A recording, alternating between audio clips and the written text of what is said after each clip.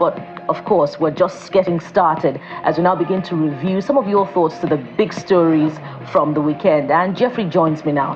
Hi, Jeffrey. Yeah, Bukola. So for you, what makes the most impression? Oh, well, there's a lot. Of course, Rivers politics never want to go off the news at the end of the day. And it's quite unfortunate what we see playing out. We've seen this kind of scenario before. This is not really new, but it's taking a different kind of dimension. I remember towards the end of the tenure of Rotimi Amaechi, who was the former governor, similar things happened between House of Assembly members.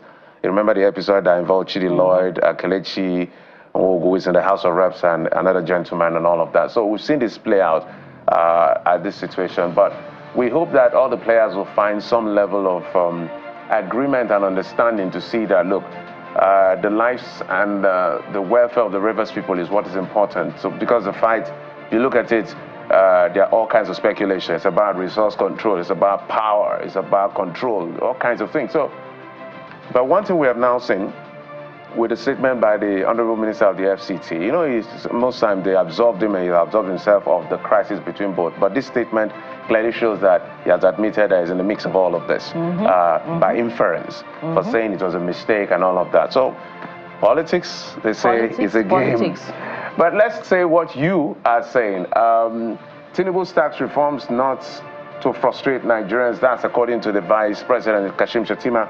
And in response to that, Ifa Funshaw says, there's nowhere in the world that the people don't pay tax. The problem in Nigeria is that the people pay tax without seeing the results in the society. At least in Lagos, your taxes are reflecting via security and protection of your property, except you build your house illegally. People debate that as well. That is debatable. You given got that right out of my mind. Given the amount that comes to Lagos in terms of resources, people will debate that. Okay, and this next one is coming from Major General Bazo. Major Bazo says, everything has a time and a purpose. With this current inflation, it should be a taboo for any reasonable government to increase tax. We understand you are planning, well, in reference to the government, I believe, we understand you are planning for the future, but the timing is very wrong, according to Major Bazo. Okay, this is Hassan Okuchuku Akinsoya. While taxing is important, but is it? Taxing is important, I guess, but when you overtax the people, which your government is doing, it's bound to affect the people's businesses and livelihood. I guess that's what this person is trying to say. And there's more to be said. This time, this one is coming from Taiwo Anjorin, who says, but the government is creating that system at a very wrong time. Nigerians have gone through a lot of suffering. Well, you can say that again. By now, Nigerians should have been on the street praising Tinubu and Shettima. Many did not get palliative, or the palliative was not enough. No electricity, and the government is talking of increase. No gas flooded to the home of the people, but talking price increase. Are you guys not feeling these pains? Okay, we've talked about this long enough. The people are overburdened, literally. Nigerians are fatigued by too many burden on them. So it's natural to cry out, because if you look through, say, 1999 till now, how many government has really made a promise and fulfilled those promises, so you can understand. So let's get to the issue of River State. Supporting Fubara was a mistake, which will be rectified or corrected at the right time. That's according to Nyesom Wike, the FCT minister.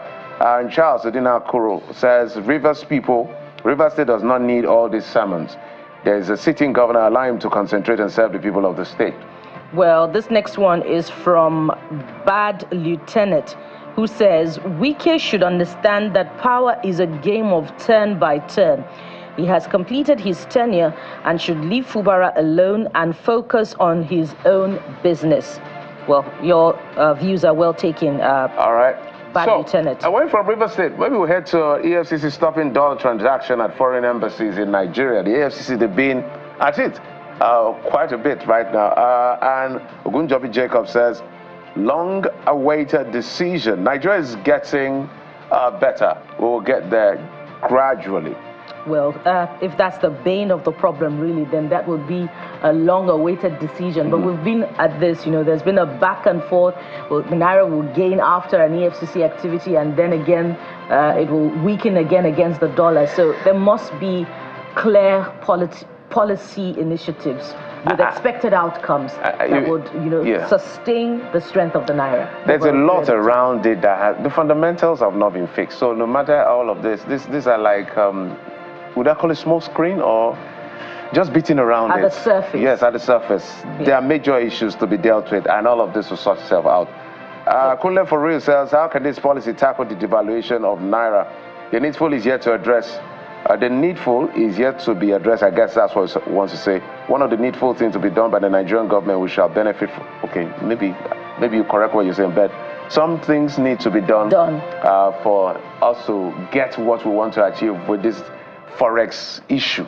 Absolutely. This one is from Powerful Caleb, who says, thank you. All our transactions should be done in Naira, not dollars. It's really affecting us. And, Caleb is just addressing part of the problem. Yes. The fact that within our own jurisdiction, transactions are made in dollars, not Naira. So, all right. So how do we achieve strength for the Naira? Yeah, the economists will tell you there's a lot more than chasing after embassies to use Naira for transactions. Okay, but let's go to the lighter side of things. The AMVCA held on Saturday. It was a big night, Africa's biggest night when it comes to the movies. But after that award ceremony that, Breath of Light took the biggest of all of them, there was an after party. Take a look at this particular performance by the man who won the Best Actor. Check him out.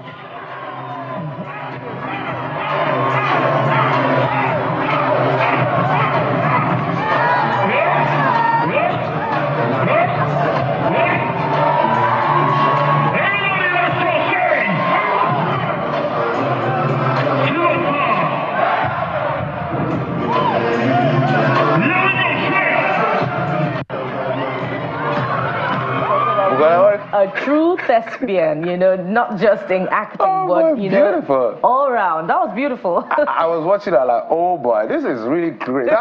That's Wale Ojo, the man who won the Best Actor for Breath of Life. And the movie that scooped most of the awards. Showing off his dancing skills. Best actor, Best Director. Boy. I can't dance that good. But let's hear what they're saying. Mr. Man says, Wale Ojo, hot stepper. Do you know he's a good singer too? A very talented man. Yeah, and this next one is from Senam Allen. I hope I got your name correctly. And he just has one line. They work so hard, happy they're being recognized. Indeed, we're happy for them as well. Yeah, Zikovec says, I too love this man. Is that what you wanted to say? I'm sure that's what you meant. Full of energy and positivity. Abi Babana, a small boy in an old body knee. I understand. Beautiful. It was beautiful to see him. I think there's the last one, Bukola. And this last one is from Tosi Perfume Hub, who says he's got some dancing skills, I believe, with his puff hairstyle. He came out full force for that night. Yeah, I guess.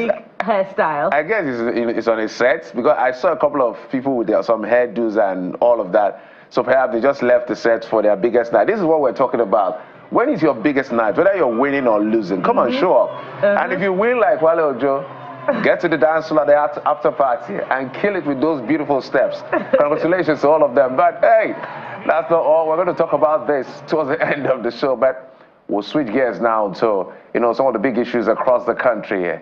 And we'll be right back after this break. Join us again.